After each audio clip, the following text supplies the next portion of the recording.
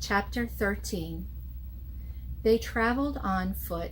They traveled in empty rail cars. They were always on the move. But in truth, said Bull, we are going nowhere. That, my friend, is the irony of our constant movement. Edward rode in Bull's bedroll, slung over Bull's shoulder with only his head and ears sticking out. Bull was always careful to position the rabbit so that he was not looking down or up, but was instead forever looking behind him at the road they had just traveled. At night, they slept on the ground under the stars.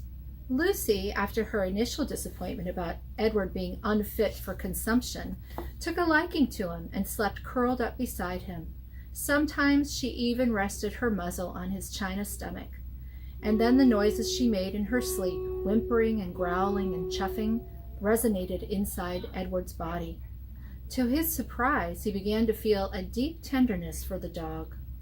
During the night, while Bull and Lucy slept, Edward, with his ever-open eyes, stared up at the constellations.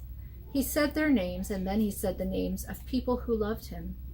He started with Abilene, and then went to Nellie and Lawrence, and from there to Bull and Lucy, and then he ended again with Abilene. Abilene, Nellie, Lawrence, Bull, Lucy, Abilene.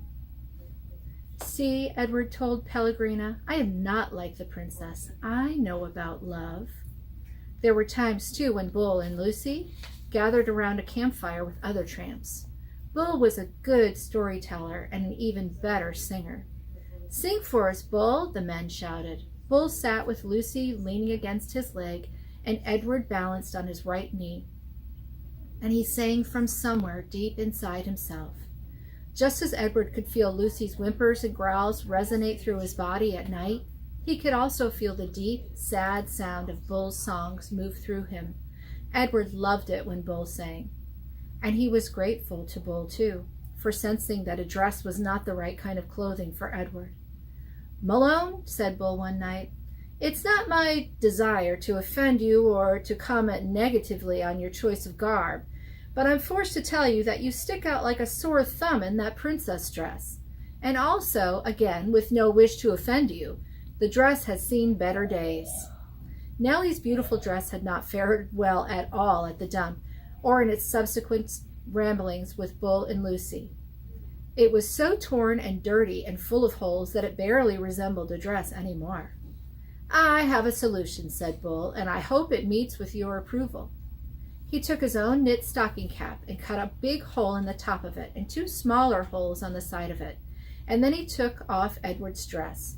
Look away, Lucy, he said to the dog. Let's not embarrass Malone by staring at his nakedness.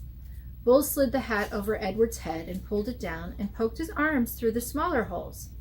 There you go, he said to Edward. Now you just need some pants. The pants Bull made himself, cutting up several red handkerchiefs and sewing them together so that they formed a makeshift covering for Edward's long legs. Now you have the proper outlaw look, said Bull, standing back to admire his work. Now you look like a rabbit on the run.